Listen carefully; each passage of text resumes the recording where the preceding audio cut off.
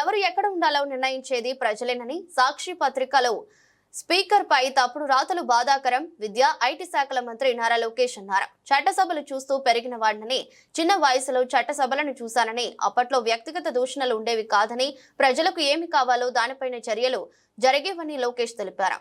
వైఎస్ఆర్సీపీకి ప్రతిపక్ష హోదా అంశంలో సాక్షి తప్పుడు రాతలపై స్పందించిన మంత్రి లోకేష్ బుధవారం శాసనసభలో మాట్లాడారు.